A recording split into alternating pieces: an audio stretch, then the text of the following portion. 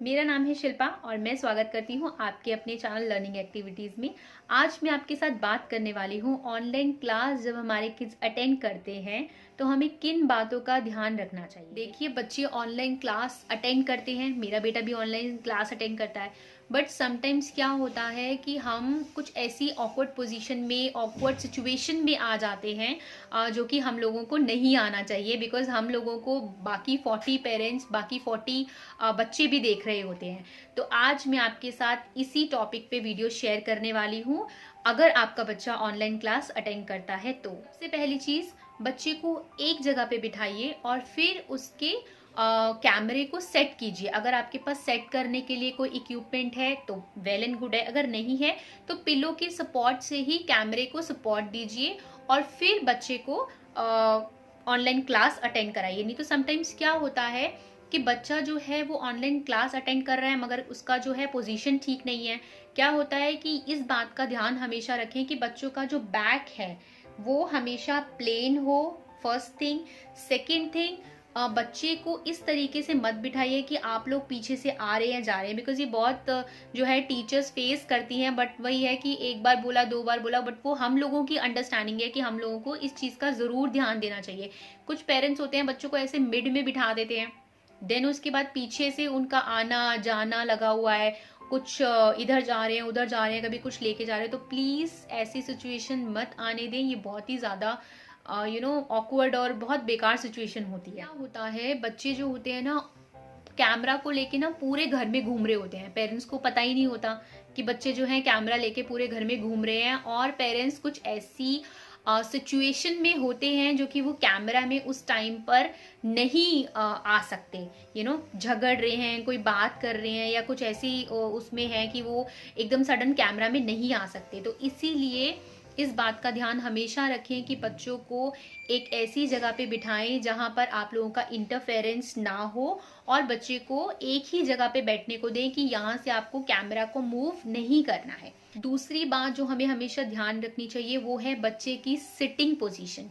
क्या होता है कि हमें बच्चे को इस तरीके से बिठा दिया, तो बच्चे को अगर आपने बेड पे भी बिठाना है तो कुछ पिलोज लगा के, अगर बच्चे को काम दिया जा रहा है तो कोशिश कीजिए कि बच्चे की स्टडी टेबल उस बेड पे अवेलेबल हो या सोफे पे अवेलेबल हो, ताकि बच्चा अच्छे से काम कर पाए। अगर आप लोगों के पास स्टडी टेबल है तो वो तो वेल एंड गुड है, क्योंकि क्या होता है कि स्कूल में तो बेंचेस होते हैं, स्कूल में तो इजीली बच्चे जो हैं वो डिसिप्लिन मेंटेन होता है कि बच्चों को पता होता है हमें जाना है और बेंचेस पे बैठना है, क्योंकि बाकी बच्चे भी बैठ रहे हैं तो सबको देख के बैठते हैं। तो बच्चों को अगर आप स्टडी टेबल पे बिठाएंगे ये तो बहुत ही ज़्यादा अच्छी बात है। बट अगर स्टडी टेबल आप लोगों के पास नहीं है तो बच्चे को सोफे पे भी अगर आप लोग बिठाते हैं तो पिलो लेके बिठाएं। ऐसा ना करें कि बच्चों को बहुत ज़्यादा झुकना पड़े। अगर बच्चे बहुत ज़्यादा झुक के काम करेंगे तो उससे उनकी कमर में और थाइस पे प्रेशर पड़ सकता है। तो इस चीज़ का ध्यान आप लोग हमेशा रखें कि बच्चों की सिटिंग पोजीशन बहुत ही ठीक हो, ताकि बच्चे जो हैं काम करने में भी ठीक रहें। क्योंकि अभी से अगर उनकी कमर में पेन होने लग गया तो आगे आने वाले टाइम में सिचुएशन और ज़्यादा सिवियर हो जाएगी जब बच्चों को क्लासेस अटेंड करनी। और हाँ, बैकग्राउंड वाली बात पे तो ध्यान ज़रूर दीजिएगा। तीसरी बात जो मैं आपके साथ डिस्कस करना चाहती हूँ वो है, कई पेरेंट्स बच्चों को हेडफोन या ईयरफोन लगा के दे देते हैं कि भाई मैम ने कुछ बोला है तो मैम की बात तो भाई तुम सुनो, अपनी टीचर की बात तुम सुनो, तो हमें तो नहीं सुननी तुम्हारी टीचर की बात। उससे क्या होता है कि बच्चे ने हेडफोन लगा लिया कि भाई बाहर का शोर ना आए या जो भी है बच्चा ध्यान से कंसंट्रेट करके सुन पाए। तो ऐसे में क्या होता है, मैम ने बच्चे से कुछ पूछा या बच्चे को डांटा कि आपने ये चीज़ क्यों नहीं की, तो बच्चा तो ऐसे एक्सप्रेस करता है कि भाई मैंने तो कुछ सुना ही नहीं, मुझे पता ही नहीं कि क्या हो रहा है। तो इस चीज़ का ध्यान हमेशा दें कि बच्चे को हेडफोन बिल्कुल भी नहीं दें, क्योंकि कई बार क्या होता है कि हमें ना पता ही नहीं होता कि बच्चों को क्या काम दिया जा रहा है। मैम ने बोला कि आपको ये चीज़ करनी है, पेरेंट्स को पता ही नहीं है कि ये चीज़ बोलिए। अब मैम इंडिविजुअल हर एक बच्चे को एवरी टाइम ये मैसेज में नहीं ड्रॉप कर सकती कि ये चीज़ आपके बच्चे ने नहीं करी। ये हमारी रिस्पॉन्सिबिलिटी है कि मैम ने क्लास में कुछ बोला और उस चीज़ को हमको बच्चे से करवाना है। अगर बच्चे ने हेडफोन लगा लिया है तो हमें पता ही नहीं चलेगा कि मैम डांट रही है, क्या कर रही है, और हम बच्चे से पूछ रहे हैं कि क्या हो रहा है तो उसको पता ही नहीं है, कुछ नहीं मम्मा, कुछ भी नहीं हो रहा। तो इस चीज़ का ध्यान प्लीज़ हमेशा रखिए, बच्चों को हेडफोन नहीं देना है। फोर्थ थिंग जो मैं आपके साथ शेयर करना चाहती हूँ वो है, पहले क्या होता था, स्कूल में टाइम स्केड्यूल मेंटेन रहता था। बच्चे स्कूल जाते थे, आते थे, खाना खाते थे, सो जाते थे, देन पढ़ते थे, खेलते थे। तो एक टाइम स्केड्यूल बच्चे का मेंटेन्ड होता था। बट अभी क्या हो गया है, ऑनलाइन क्लासेस हैं, काम भी सारे ऑनलाइन सबमिट होने हैं।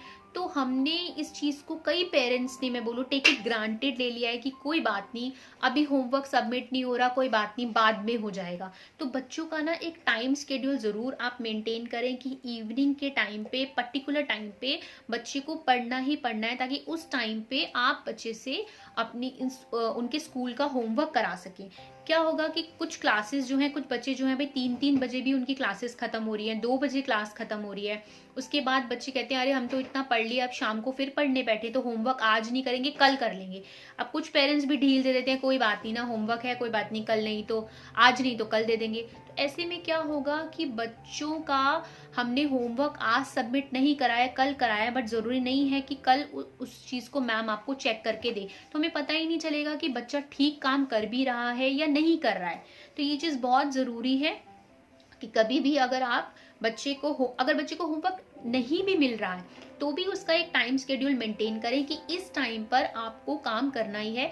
जो भी टीचर ने मॉर्निंग में कराया है, आप कोशिश करें कि इवनिंग में उस चीज़ को रिवाइज कराएं। तो इस चीज़ की कोशिश आप ज़रूर करें।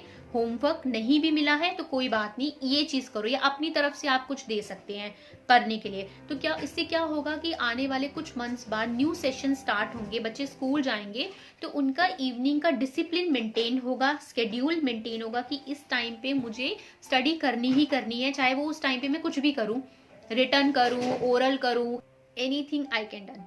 सबसे इम्पॉर्टेंट और ज़रूरी बात जो हमको हमेशा ध्यान रखनी चाहिए एज अ पेरेंट, अगर हमने बच्चों को ना हेडफोन दिया हुआ है और मैम ने सडन अनम्यूट करने को कहा और बच्चे ने अनम्यूट कर दिया, तो पेरेंट्स को नहीं पता कि अनम्यूट कर चुके हैं बच्चे, पूरे घर का जो शोर है, हल्ला है, वो सारे पेरेंट्स सुन रहे होते हैं। मैम उस ऑकवर्ड सिचुएशन में होती है, वो बच्चे से कुछ पूछ रही हैं, पीछे लड़ रहे हैं, झगड़ रहे हैं पेरेंट्स को पता ही नहीं है कि बच्चा तो अनम्यूट कर चुका है। क्योंकि ये सिचुएशन मेरे साथ हुई है, आई मीन लड़ना तो नहीं, बट हम डिस्कस कर रहे हैं, हमें पता ही नहीं है बच्चे ने म्यूट कर दिया है।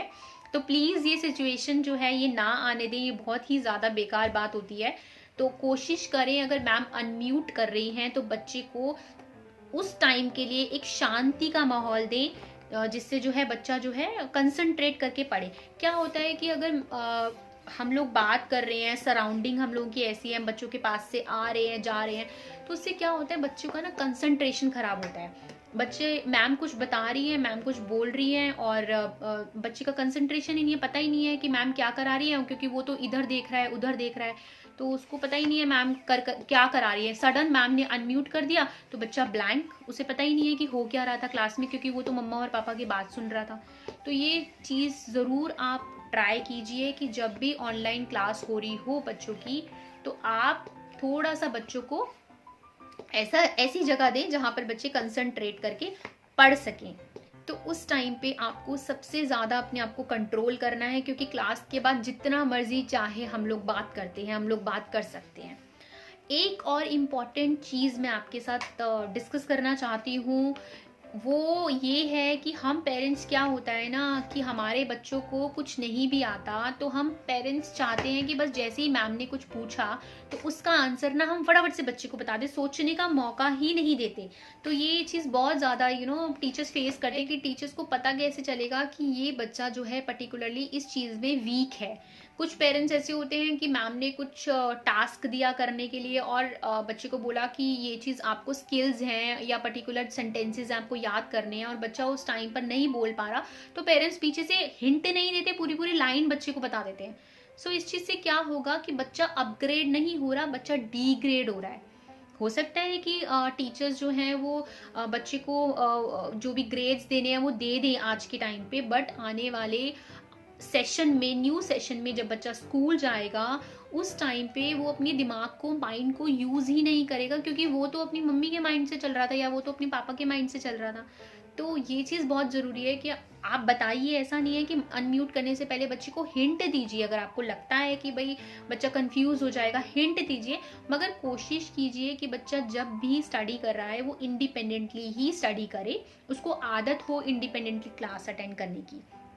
सो अगर आपको मेरी ये टिप्स पसंद आए हों तो प्लीज़ लाइक ज़रूर कीजिएगा, क्योंकि ये मेरे खुद के एक्सपीरियंस हैं। मैं क्लास जो है अपने बच्चे के साथ अटेंड करती हूँ, और मेरा बेटा जो है वो अभी केजी में है, तो मैं उसके साथ क्लास अटेंड करती हूँ। तो ये बहुत सारे पेरेंट्स जो हैं देखती हूँ इस चीज़ में, ऐसी ऑकवर्ड सिचुएशन में होते हैं कि जब लगता है कि कुछ तो मतलब इनको पता चले कि अनम्यूट किया हुआ है। तो प्लीज़ अगर आपको मेरी वीडियो पसंद आती हो तो शेयर भी ज़रूर कीजिएगा। अगर आप मेरे चैनल पे फर्स्ट टाइम आए हैं तो सब्सक्राइब करना बिल्कुल मत भूलिएगा, और नोटिफिकेशन बेल को ज़रूर प्रेस कर दीजिएगा, सो दैट आपको न्यू वीडियोज़ की अपडेट्स मिलते रहें। Thank you very much, thanks for watching, have a nice day.